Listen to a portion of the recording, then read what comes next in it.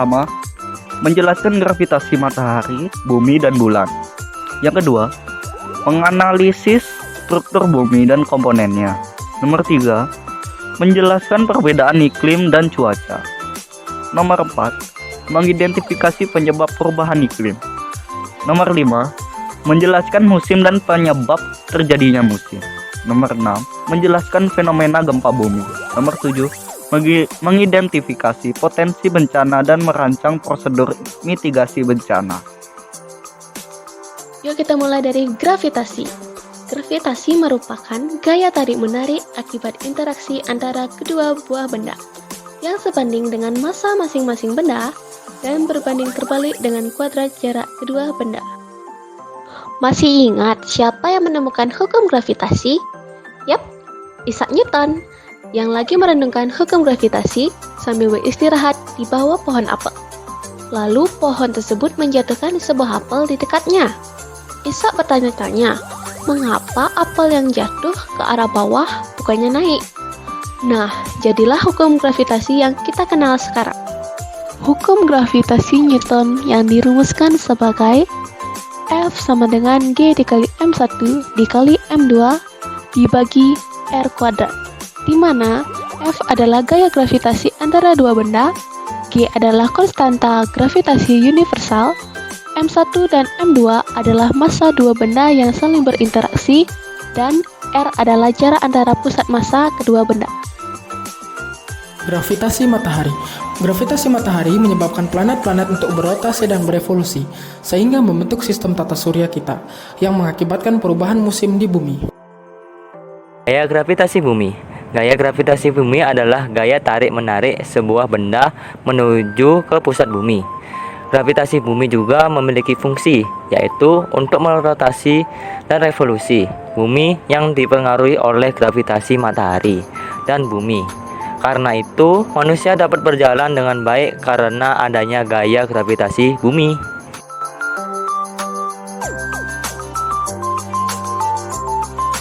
Gravitasi bulan. Bulan tidak dapat mempunyai gaya gravitasi sendiri, tetapi bulan dapat menggeneralisasikan gaya gravitasi terhadap benda lain. Saat bulan mengelilingi bumi dan berada pada posisi terdekat dengan bumi, air laut akan mengalami pasang. Keadaan air laut yang pasang karena gravitasi bulan menarik air laut ke arah bulan, sehingga hal ini memengaruhi ketinggian ombak dan permukaan air laut pada saat itu.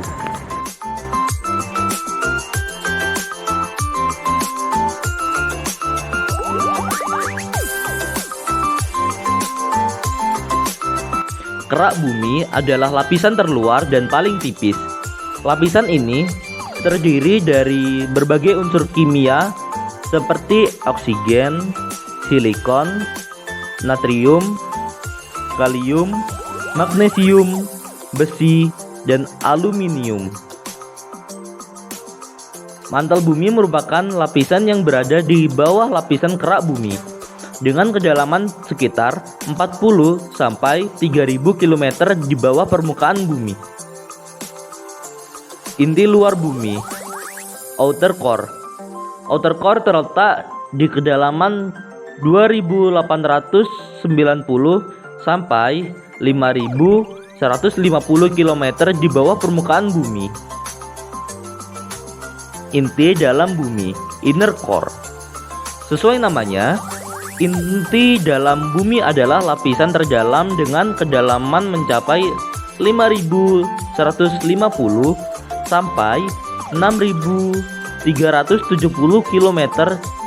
Bagian terpanas di bumi ini berbentuk bola padat dengan panjang jari-jari 1.220 km. Ayo kita bahas atmosfer. Atmosfer sendiri adalah gas selimut yang dapat membungkus suatu planet, yakni planet bumi. Atmosfer sendiri dibagi menjadi 5 bagian, yakni troposfer, stratosfer, mesosfer, termosfer, dan juga eksosfer. Ayo kita mulai dari troposfer. Troposfer sendiri adalah lapisan udara yang paling dekat dengan bumi, dengan ketinggian 19 km di atas garis khatulistiwa dan 8 km di atas kutub. Yang kedua ada stratosfer, merupakan lapisan yang terletak di atas tropopause mencapai ketinggian sampai 50 km. Lapisan ini adalah lapisan dengan jalur pesawat terbang. Yang ketiga adalah mesosfer. Mesosfer terletak pada ketinggian antara 49 sampai 80 km dari permukaan bumi. Puncak mesosfer sendiri dibatasi dengan lapisan mesopause yang berfungsi untuk mengikis benda langit. Selanjutnya ada termosfer. Lapisan ini adalah lapisan yang berada di ketinggian 85 sampai 500 km. Lapisan ini biasanya disebut lapisan panas atau hot layer yang berfungsi untuk memancarkan gelombang radio. Dan yang terakhir ya ini eksosfer, merupakan lapisan terluar dengan ketinggian di atas 500 km, memiliki suhu yang sangat tinggi, mencapai 2200 derajat Celcius. Hidrosfer merupakan lapisan air pada permukaan bumi. Hidrosfer meliputi samudra, laut, danau, sungai, rawa, air tanah, mata air, hujan, dan air yang berada di atmosfer. Hidrosfer meliputi 70% dari seluruh permukaan bumi. Air mengalami siklus hidrologi atau siklus air. Air akan menguap karena cahaya matahari sehingga membentuk awan. Kemudian turun ke bumi dalam bentuk hujan. Air hujan akan mengalir melalui sungai dan air tanah dan kembali lagi ke laut. Litosfer merupakan bagian dari kerak bumi yang tersusun atas bantuan dengan ketebalan 1.200 km. Litosfer dapat mengalami pergeseran yang mengakibatkan pergerakan lempeng benua. Litosfer terdiri atas lapisan sial silisium, aluminium, dan sima yaitu silisium magnesium. Biosfer merupakan sistem ekologi global yang menyatukan seluruh makhluk hidup serta hubungan yang terjadi di antara makhluk hidup dengan lingkungannya. Biosfer terdiri atas unsur biotik dan abiotik. Komponen biotik adalah komponen yang mengandung kehidupan, sedangkan komponen abiotik adalah komponen non-hidup yang mendukung komponen abiotik seperti litosfer, atmosfer, dan hidrosfer.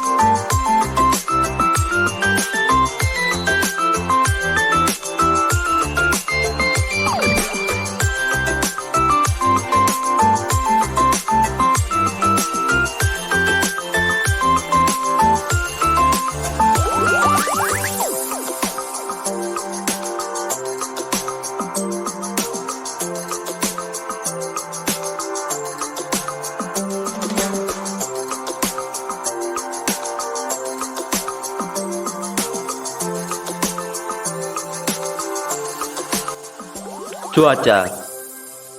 Cuaca adalah keadaan udara pada saat tertentu dan di wilayah tertentu yang relatif sempit dan pada waktu yang singkat. Cuaca itu terbentuk dari gabungan unsur cuaca dan jangka waktu cuaca bisa hanya beberapa jam saja. Berikut adalah jenis-jenis cuaca. Yang pertama, ada cuaca cerah. Cuaca cerah adalah kondisi di mana matahari bersinar dengan terang disertai udara yang terasa segar, tidak terlalu terik sehingga rasa panas pun berkurang. Cuaca cerah ditandai dengan terdapat awan tipis yang terdapat di langit dan tidak terjadi hujan. Selain itu, ketika matahari terbenam, terdapat warna kuning yang cerah dan pada saat malam hari bintang terlihat dengan jelas. Yang kedua, ada cuaca panas. Di cuaca ini, udara terasa panas dan kering. Matahari bersinar dengan terang dan terik. Ketika siang hari, saat matahari tegak lurus dengan bumi, cuaca akan terasa sangat panas dan kering. Cuaca panas sering terjadi ketika musim kemarau. Pada negara yang mengalami musim panas yang ekstrim, cuaca panas dapat menimbulkan gelombang panas yang berbahaya bagi manusia. Yang ketiga, ada cuaca sejuk. Cuaca sejuk terjadi ketika suatu daerah mengalami angin yang bertiup kencang, kelembapan udara yang tinggi, dan suhu udara yang rendah. Yang keempat, ada cuaca berangin. Cuaca ini ditandai dengan angin yang berhembus dengan kencang dan kuat. Cuaca berangin biasanya terjadi ketika langit berawan dan suhu udara yang rendah. Ketika angin bertiup dengan kencang, dapat menyebabkan benda-benda yang dilaluinya berterbangan. Bahkan dapat merobohkan bangunan. Yang kelima, ada cuaca berawan. Cuaca berawan terjadi ketika cahaya matahari tertutup oleh awan sehingga tidak terasa panas. Cuaca awan ditandai dengan banyaknya awan yang terdapat di langit sehingga dapat membentuk awan mendung dan berpotensi untuk hujan. Yang terakhir, kita ada cuaca hujan. Cuaca ini terjadi ketika uap air yang berada di awan berubah menjadi tetesan air hujan yang turun ke bumi. Air hujan itu berasal dari air sungai, danau, dan laut yang menguap akibat sinar matahari. Musim merupakan peristiwa yang berkaitan dengan iklim suatu daerah yang berubah dalam jangka waktu tertentu dalam setahun. Daerah yang beriklim subtropis memiliki 4 musim dalam satu tahun, yaitu musim dingin, musim semi, musim panas, dan musim gugur. Yang pertama, ada musim panas. Pada belahan bumi utara, musim panas terjadi antara bulan 21 Juni hingga 23 September. Sedangkan pada belahan bumi selatan terjadi pada bulan 21 Desember sampai 21 Maret. Musim panas ditandai dengan matahari yang bersinar dengan keadaan cerah. Banyak orang yang tinggal di negara subtropis memanfaatkan musim panas untuk berjemur dan bersantai. Yang kedua, musim gugur. Musim gugur di belahan bumi utara terjadi pada tanggal 23 September sampai dengan 21 Desember. Sedangkan musim gugur yang terjadi di belahan bumi selatan terjadi pada tanggal 21 Maret sampai tanggal 21 Juni. Musim gugur ditandai dengan daun mulai menguning dan bunga akan mulai berguguran. Suhu mulai menurun dan durasi siang semakin singkat. Lalu yang ketiga, ada musim dingin. Musim dingin terjadi pada belahan bumi utara pada tanggal 21 Desember hingga 21 Maret. Sedangkan di belahan bumi selatan, musim dingin terjadi pada tanggal 21 Juni sampai 23 September. Musim dingin ditandai dengan turunnya hujan salju dan suhu menurun drastis sehingga mencapai 0 derajat Celcius. Tumbuhan merontokkan daunnya dan beberapa hewan melakukan hibernasi. Lalu yang keempat, ada musim semi. Musim semi pada belahan bumi utara terjadi pada tanggal 21 Maret sampai 21 Juni. Sedangkan pada belahan bumi selatan terjadi pada tanggal 23 September hingga 21 Desember. Musim semi ditandai dengan tumbuhan akan kembali tumbuh subur dengan munculnya tunas baru.